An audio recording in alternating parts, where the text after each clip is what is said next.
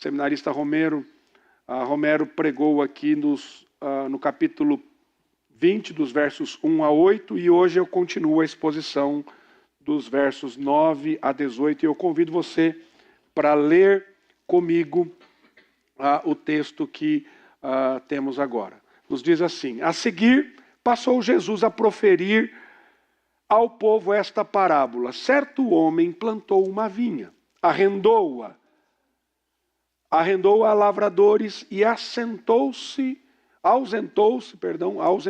do país por prazo considerável. No devido tempo, mandou um servo aos lavradores para que lhes dessem do fruto da vinha. Os lavradores, porém, depois de o espancarem, o despacharam vazio. Em vista disso, enviou-lhes outro servo, mas eles também a este espancaram, e depois de ultrajarem, o despacharam vazio. Mandou ainda um terceiro. Também a este, depois de o ferirem, expulsaram. Então disse o dono da vinha: que farei? Enviarei meu filho amado? Talvez o respeitem. Vendo-o, porém, os lavradores arrazoavam entre si, dizendo: este é o herdeiro, matemo-lo, para que a herança venha a ser nossa. E lançando-o fora da vinha, o mataram. Que lhe fará, pois, o dono da vinha? Virá, exterminará aqueles lavradores e passará a vinha a outros? Ao ouvirem isso, disseram: tal não aconteça. Mas Jesus, fitando-os, disse: que quer dizer, pois, o que está escrito? A pedra que os construtores rejeitaram, esta veio a ser a principal pedra angular. Todo o que cair sobre essa pedra ficará em pedaços, e aquele sobre a quem ele cair ficará reduzido a pó. Quero convidar você, mais uma vez, a baixar a sua cabeça, fechar os seus olhos, e nós vamos orar mais uma vez ao Senhor. Deus, muito obrigado pela sua graça, pela sua misericórdia, e te louvamos, Deus, porque nós experimentamos misericórdias na redenção realizada por Cristo Jesus. E nós temos vida e vida em abundância. Senhor, nós agora lemos a Escritura e desejamos ouvir a voz do Senhor falar ao nosso coração. Portanto, Senhor, diante disso, que as palavras dos meus lábios e o meditar do meu coração sejam agradáveis na Tua presença. Meu Senhor, minha rocha, amado da minha alma, em nome de Jesus. Amém. Meu querido, eu quero refletir com você hoje sobre o seguinte tema: o que você faz com o filho? O que você faz com o filho? Nós vivemos numa época, num tempo, que se você puxar uma conversa com alguém para falar sobre Deus, a conversa vai ser boa. As pessoas vão gostar da conversa. Ah, pastor, não sei não. Hoje não, as pessoas experimentem fazer isso. Tente falar sobre Deus com as pessoas. As pessoas vão gostar da conversa. Agora o que me chama a atenção é que quando você coloca Jesus nessa conversa, a coisa começa a ficar um pouco mais específica, mais direcionada. Porque Deus parece que é uma coisa meio abstrata, né?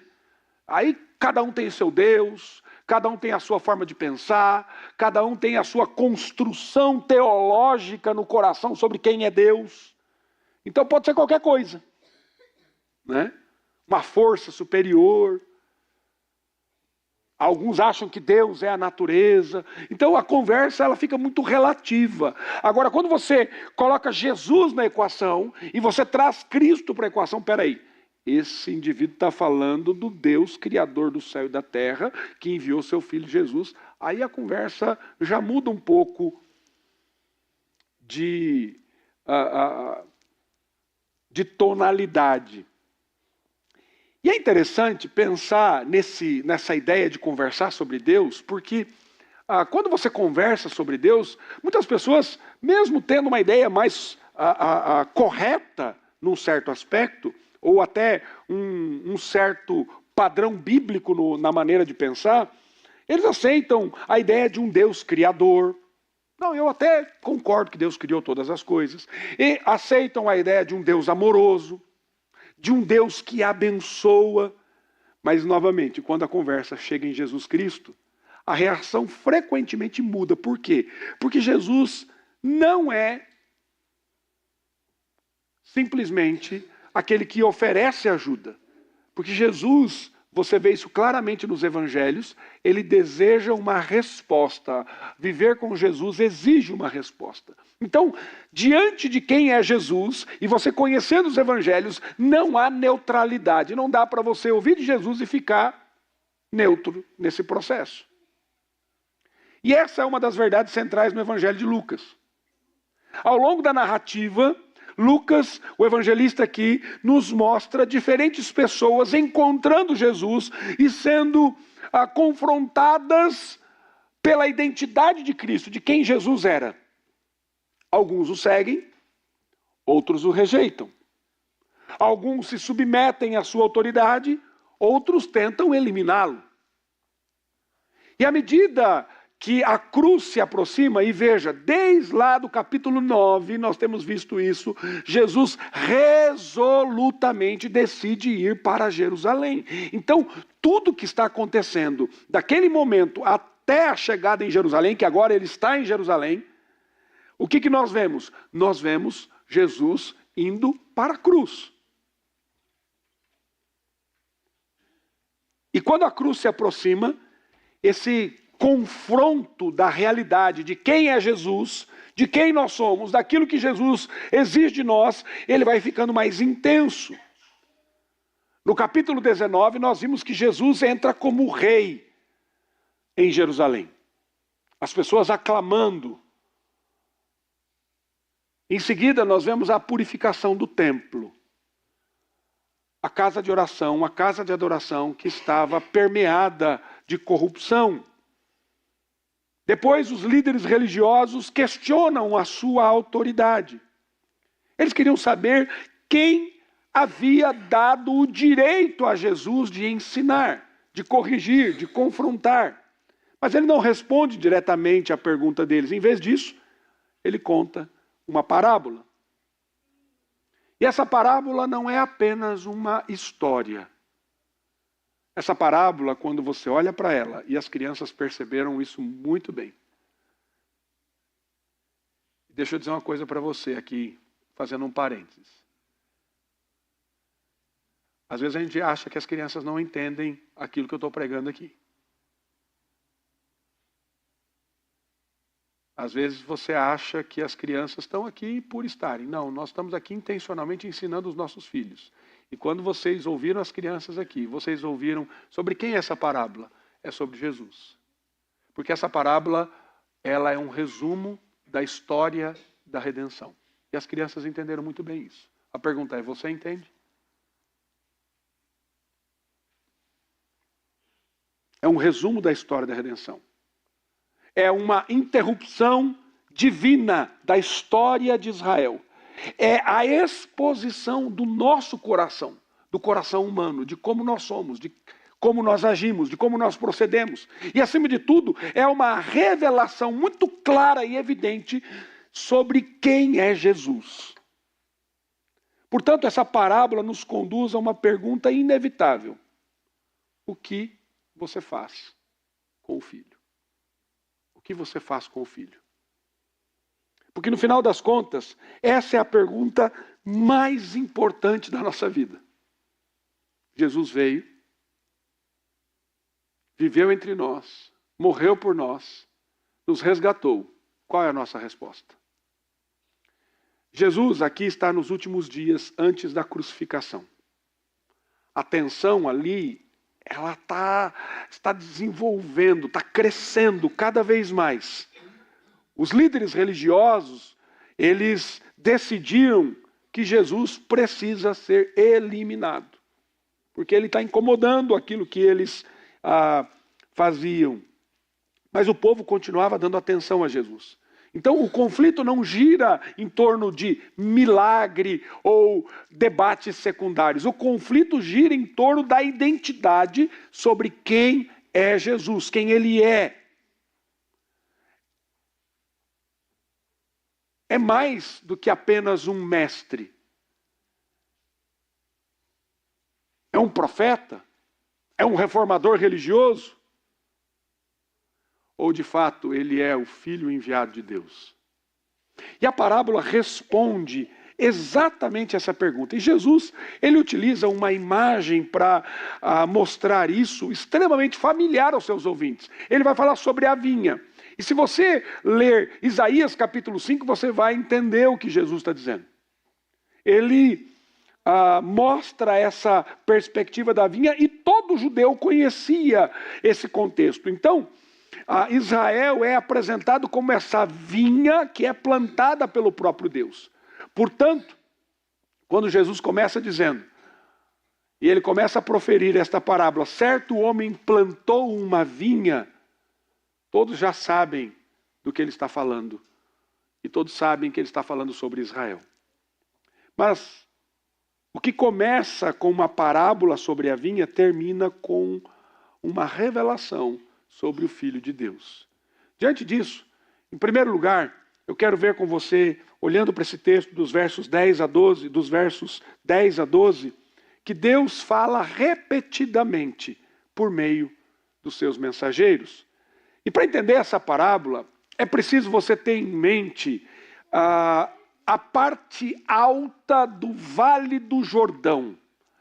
Os ribeiros ocidentais e ao norte do Mar da Galileia, e ainda uma porção considerável da própria Galileia, continham extensas propriedades que pertenciam a estrangeiros. E é esta figura que Jesus vai usar. Homens que viviam distantes, não moravam ali, e tinham suas propriedades. E o que eles faziam? Eles arrendavam, eles alugavam, eles entregavam essas propriedades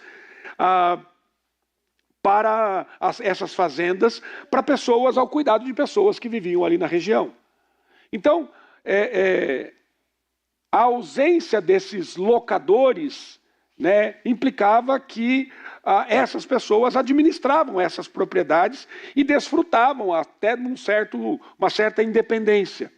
Mas, para os vinhateiros, significava que quando havia problemas, gastos inesperados, colheitas fracas, ladrões e outras coisas, eles não podiam consultar o proprietário, o dono da vinha. Então, para o locador, significava que para obter a sua porção de lucro do produto daquele solo, ele dependia não apenas das condições naturais, mas também da honestidade e da cooperação dos meeiros que ali, ou dos arrendatários, naquele processo, naquele contrato que era realizado. E aí nessa parábola, o que nós vemos? Jesus apresentando um proprietário que plantaram uma vinha. E ele contrata meeiros. Nesse caso, ele contratou algumas pessoas para cuidar da vinha dele. Estabelecendo que no tempo da vindima, ele receberia uma porção da colheita. Que tipicamente ele iria para algum outro lugar, estaria distante, estaria ausente, e no tempo oportuno ele voltaria para ter os lucros da sua vinha. Então, quando você olha para essa realidade, para essa figura, fica claro para nós entendermos essa parábola de Jesus. E a primeira coisa que me chama a atenção na parábola é que quando chega esse tempo, e ele manda um servo dizendo assim, olha, vai lá falar com os meeiros para pegar a minha parte. Né? Ele mandou. Só que o que nós vemos repetidamente, os meeiros, estas pessoas, os lavradores, aqui como diz o texto no versículo 10, espancando, ultrajando, ferindo os mensageiros. Mas o que me chama a atenção é a extrema paciência do proprietário da vinha. Jesus disse que no tempo certo ele enviou um servo aos lavradores para receber os frutos da vinha. Mas os lavradores espancaram, ultrajaram e feriram e mandaram embora de mãos vazias. Então, o primeiro é espancado, diz o texto. Aí, o proprietário envia outro servo. A mesma coisa acontece. Depois ele envia um terceiro e novamente ele é maltratado. E voltam de mãos vazias. A pergunta que naturalmente surge é, por que o proprietário continua enviando servos? Por que ele continua enviando servos? Se fosse você, o que você faria? Ah, vou para a justiça, miserável. Vou acabar com a raça desse ladrão sem vergonha, que está roubando todo o meu fruto da vinha. Como é que seria a sua atitude?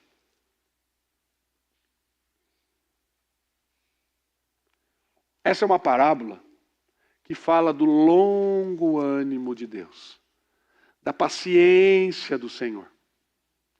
E se você olhar para a história do povo de Deus, ao longo da história de Israel, Deus ele fala repetidamente ao seu povo. O que Deus fez? Deus enviou profetas, Deus enviou mensageiros, Deus enviou advertências, enviou chamados ao arrependimento inúmeras vezes. Deus enviou promessas, Deus enviou convites para que o povo voltasse. Mas o povo, especialmente os seus líderes, rejeitaram repetidamente esta voz. Já leu o livro de Juízes? Leia o livro de Juízes para você ver um pouquinho dessa história. Leia o livro, primeiro livro dos reis, segundo livro dos reis, primeiro livro das crônicas, segundo livro das crônicas. Quando o povo é dividido, Reino do Sul, tendo capital Judá, tendo capital Jerusalém, Reino do Norte, Israel tendo como capital Samaria, todos os reis do Reino do Norte fizeram o que era mal perante o Senhor. Todos eles, não teve um que fez o que era bom. No Reino do Sul, alguns foram fiéis. E Deus fazia o quê? Mandava profeta. E mandava de novo. E mandava de novo. Pense em Jeremias. Perseguido por anunciar a verdade. Um outro profeta lá, no livro dos reis, Elias, caçado por Acabe e Jezabel. Zacarias, morto por denunciar o pecado. Pense em tantos outros profetas que sofreram exatamente porque eles proclamaram a palavra de Deus. E quando você olha para a história de Israel, você fala assim, Jesus amado, querido, deixa eu dizer uma coisa para você, é importante isso. Se você nunca leu a Bíblia toda na sua vida, leia. Leia. Essa semana eu termino meu plano de 170 dias para ler a Bíblia toda. Tem aí aplicativo que você pode ler. Aí eu estou lá terminando. Antes do final da metade do ano, dá para ler 2 vezes no ano, se você quiser. Então leia para você entender. E quando você lê toda a Escritura, você começa a ver isso e você fala assim, Jesus, misericórdia, que povo miserável. Que povo desobediente. Que povo é esse? E você vai perceber que o padrão é o mesmo. E o padrão se repete em toda a história da redenção. Deus falava, o povo resistia. Deus chamava, o povo ficava com o coração duro. Mas o que mais me impressiona não é a rebeldia aqui no caso da parábola e de toda a história de Israel. Mas é a paciência do proprietário. É a paciência de Deus. Cada novo servo enviado revela essa longanimidade divina. Isso nos ensina algo profundamente importante sobre Deus. Ele é um Deus que fala. Desde o início da história bíblica, da história da redenção, Deus ele não permanece em silêncio. Ele revelou a sua vontade, ele revela o seu caráter, ele revela os seus caminhos. Mas mesmo diante disso, o homem rejeita aquilo que Deus fala. Mas Deus faz o quê? Continua falando. A pergunta que eu faço para você é: quantas vezes Deus já falou com você? Quantas vezes Deus tem falado conosco? Deus, ele fala por meio da Escritura. Deus, ele fala com você por meio de uma mensagem, por uma exposição bíblica, um sermão. Deus, ele fala com você por meio das circunstâncias que acontecem na sua vida. Deus, ele fala com você por meio de irmãos na fé que vêm confrontar você em amor com a verdade. Deus, ele fala por meio da disciplina. Querido, entenda uma coisa, disciplina é bênção de Deus. Hebreus diz o quê? Hebreus diz que Deus disciplina o filho a quem ama. Então, se você não é disciplinado, tem um problema. Porque talvez você não seja filho.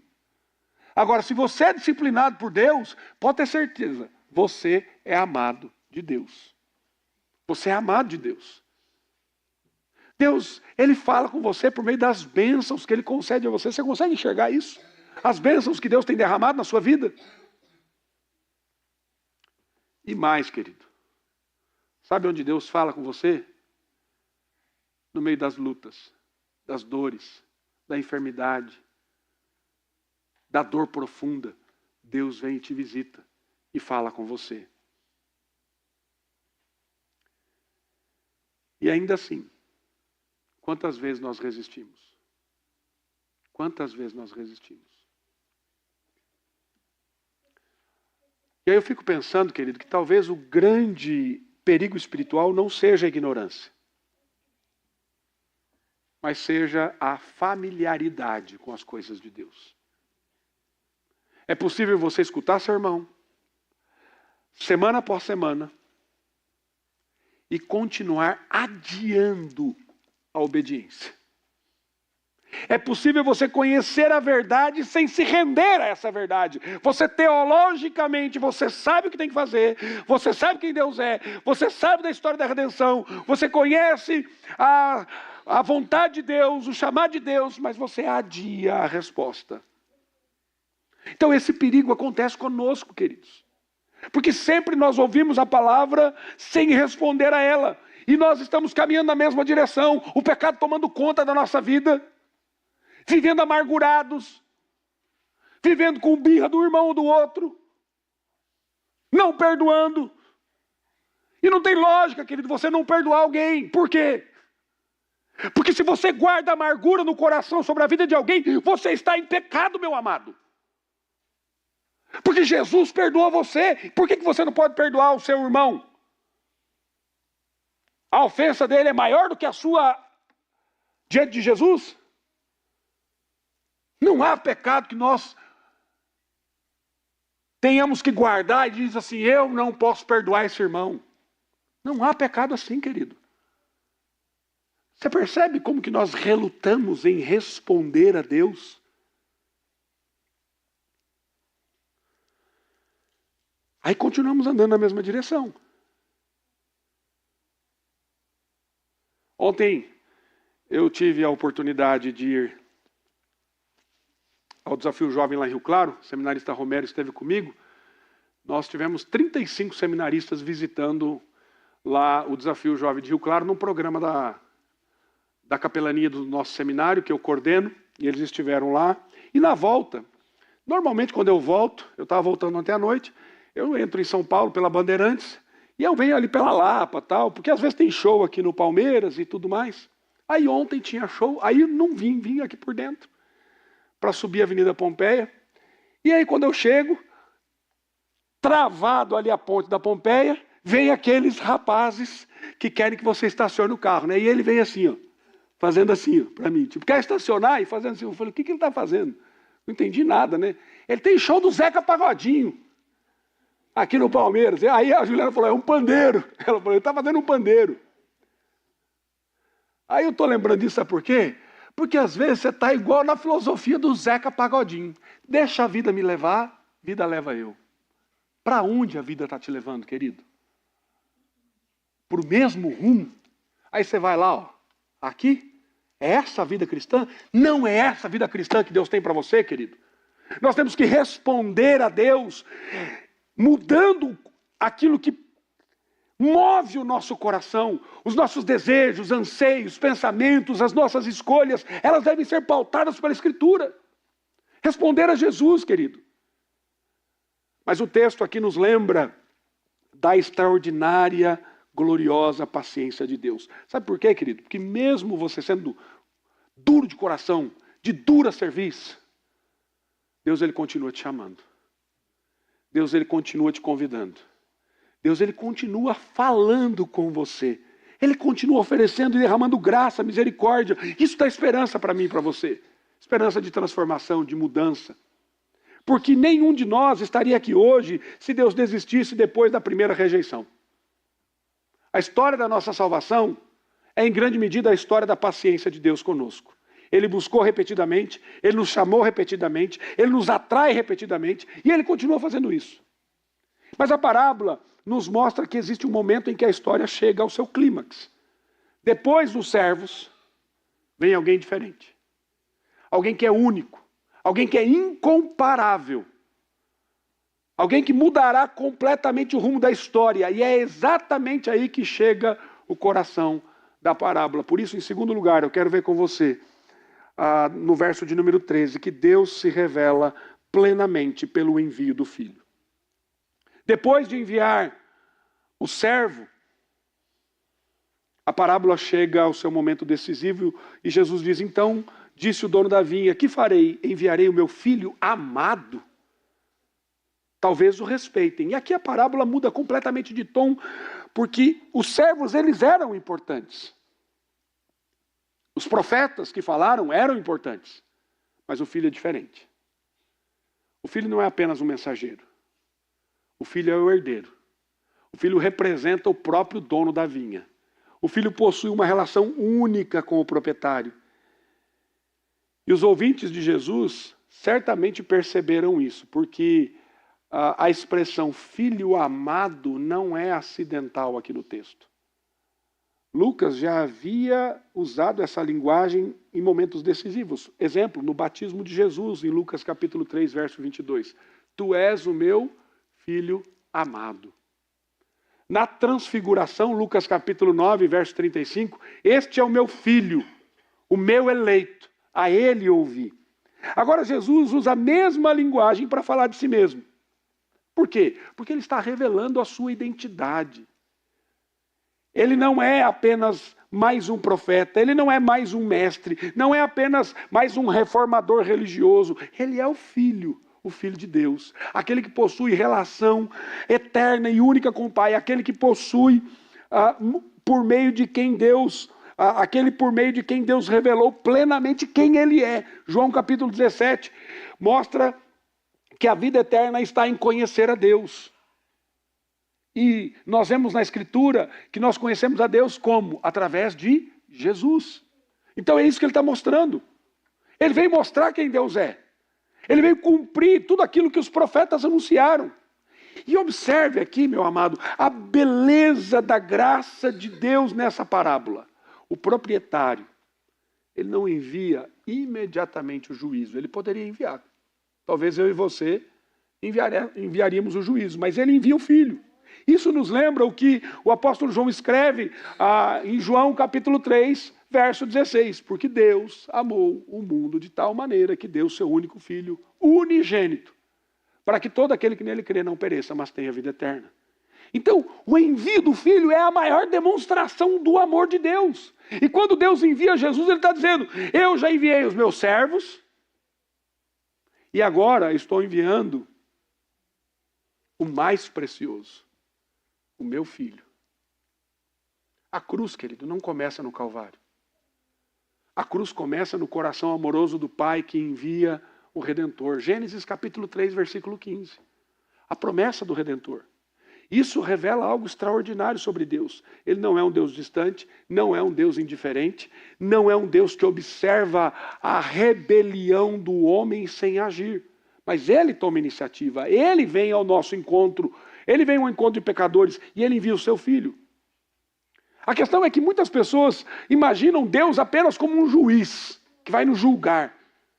Mas antes de ser juiz, e Ele será juiz, e Ele é juiz, Ele apresenta como um pai que envia o filho. Antes do juízo vem o convite, vem a restauração.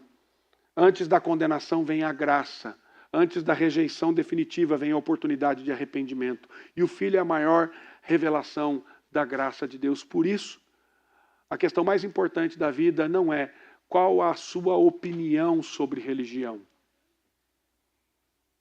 Nem se você é uma boa pessoa. Nem se você frequenta uma igreja. A pergunta é, o que você faz com o filho? Porque toda a história da redenção, ela converge para ele. Toda a escritura aponta para Jesus. Ela é cristocêntrica. Toda a esperança está nele. A salvação depende dele. Mas, infelizmente, a parábola mostra que a chegada do filho não produz arrependimento. Pelo contrário, ela expõe a profundidade da rebelião humana. Em terceiro e último lugar, nossa resposta ao filho revela a nossa condição diante de Deus. A nossa resposta ao filho revela a nossa condição diante de Deus.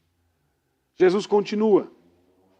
E ele diz que os lavradores, vendo, arrazoavam entre si, dizendo: este é o herdeiro. Matemo-lo, porque para que a herança venha a ser nossa. Esse talvez seja o momento mais chocante da parábola. Porque os lavradores reconhecem quem é aquele enviado. Eles reconhecem que é o filho. Eles não estão dizendo lá, quem será esse que está vindo agora? Outro servo? Não. Eles dizem, este é o herdeiro. Eles sabem exatamente quem ele é. O problema ali não era a falta de informação. O problema era a rebelião no coração mesmo. Eles não rejeitaram o filho por não entenderem. Eles rejeitaram o filho porque não queriam se submeter a ele. O que Jesus está mostrando nessa parábola é a essência do pecado. O pecado não é apenas errar o alvo. Não é apenas quebrar regras. O pecado, que desde lá do início nos acompanha, é querer ser o dono da vinha. É querer os benefícios do rei. É desejar a herança sem o herdeiro. É querer controlar aquilo que pertence a Deus. Os líderes religiosos dos dias de Jesus queriam o templo. Queriam a influência, queriam o poder, mas não queriam o filho. Infelizmente, isso continua acontecendo hoje. Porque muitos querem paz sem arrependimento. Não é bom ser abençoado? Eu quero bênção, mas sem me submeter. Sem submissão.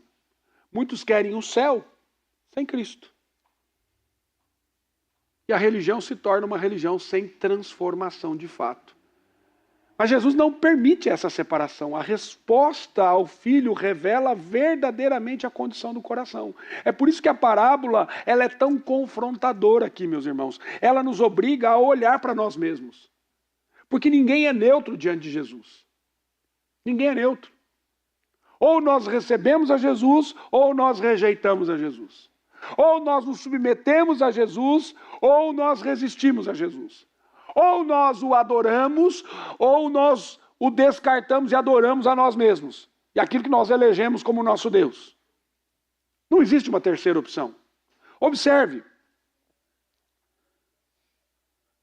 Jesus é muito claro quando ele faz essas considerações através dessa parábola contando essas pessoas.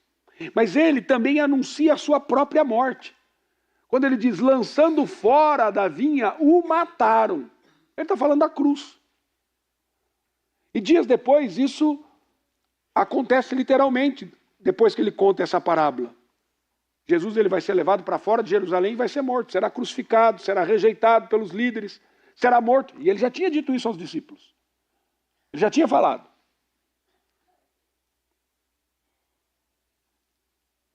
Mas a parábola não termina com a morte do filho, ela termina com a vitória do filho. Jesus pergunta, quem lhes fará, pois, Que lhes fará, pois, o dono da vinha? Ele responde: virá e exterminará aqueles lavradores e dará a vinha a outros. E aqui aparece o tema do juízo. A paciência de Deus é longa, ela é extraordinária, mas ela tem data marcada para expressar o juízo. Chega um momento que o juízo virá. Os líderes religiosos, eles ouviram essa parábola e eles entenderam exatamente o que Jesus estava dizendo aqui. Por isso a reação deles é com indignação, porque eles perceberam que eles eram os lavradores da história. Eles entenderam isso. Eles perceberam que eles estavam rejeitando o filho. Eles perceberam que o juízo estava sendo anunciado contra eles. Mas Jesus ainda vai além, citando o Salmo de número 118. Ele diz: a pedra que os construtores rejeitaram, essa veio a ser a principal pedra, a angular. E essa imagem ela é maravilhosa, queridos. Porque os construtores, naquela época, eles examinavam as pedras que iam para uma construção. Olhavam para elas, avaliavam, e eles concluíam: essa aqui não serve. E aí eles descartavam. E foi exatamente essa figura que Jesus mostra para eles. Que ele era a pedra angular. Deus pega exatamente essa pedra rejeitada e faz dela a principal pedra do edifício. Essa é a história de Jesus.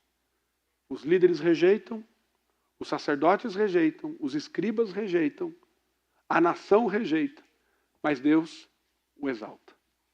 Deus o levanta. A cruz, querido, estava contrária às expectativas dos discípulos, porque eles achavam que era derrota, mas a cruz não é derrota, ela é o caminho da vitória. A pedra rejeitada se torna a angular. Aquele que foi crucificado é o Senhor ressurreto. Aquele condenado é exaltado. Aquele rejeitado é o fundamento da nossa salvação. E Jesus ele conclui com uma advertência solene. Todo o que cair sobre esta pedra ficará em pedaços, e aquele sobre quem ela cair ficará reduzida a pó. O que ele está dizendo?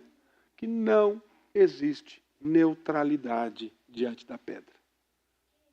Ou você constrói a sua vida sobre ela, ou será esmagado por ela. Ou Cristo é seu Salvador, ou ele será o seu juiz. Essa é a realidade mais clara do Evangelho. E a parábola termina, mas a pergunta permanece. O que você fará com o filho? O que você faz com o filho? Essa não é apenas uma pergunta feita para esses líderes religiosos. Essa é uma pergunta feita a cada pessoa que escuta e que ouve o Evangelho. Deus ele fala repetidamente ao longo da história. Deus ele fala por meio de profetas, ele falou por meio da Escritura, fala pelos seus servos, fala pelo Filho. A questão é como que você responderá ao Filho. Porque, meu amado, deixa eu dizer algo para você. A sua resposta a Jesus revela a sua resposta ao próprio Deus. E talvez esteja aqui uma das coisas importantes. Você está aqui na igreja, quem sabe, há muitos anos. Ouvindo a palavra. Você conhece as histórias bíblicas. Talvez você tenha familiaridade com as coisas de Deus. Esses homens, que Jesus se refere a eles como lavradores, eles conheciam. Mas o conhecimento deles não os salvou. O problema deles não era a falta de informação, mas era a postura e a resposta diante do Filho. Por isso, a pergunta aqui continua urgente. Você está apenas admirando Jesus? Ou você se submete à sua autoridade como Senhor? Não só Salvador, mas como Senhor da sua vida. A boa notícia do Evangelho é que o filho rejeitado continua recebendo pecadores. A pedra rejeitada continua sendo refúgio para todos aqueles que se arrependem e creem nele. Então hoje ainda é tempo de graça. Hoje é tempo de responder. Hoje é tempo de vir ao Filho, porque chegará o dia que o Filho voltará e voltará em glória. E naquele dia não haverá mais pergunta. Naquele dia não haverá mais graça a ser manifestada. Aqueles que creram, creram. Aqueles que não creram serão condenados. E o Evangelho de João já diz isso. Deus amou o mundo de tal maneira que deu seu Filho unigênito para que todo aquele que nele crê não pereça. O que crê não será julgado. O que não crê já está julgado. Portanto, enquanto há tempo, olhe para Cristo.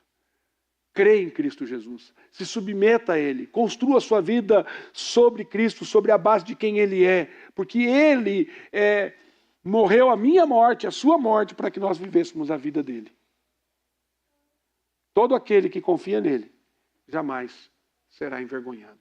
A pergunta que eu lhe faço é: qual é a sua resposta a Jesus? Qual é a sua resposta a Jesus? Aqui e agora. Que Deus abençoe a sua vida, meu amado, e que você compreenda a profundidade daquilo que Deus tem feito na sua vida e aquilo que Ele deseja de você a cada dia e a cada momento da sua vida.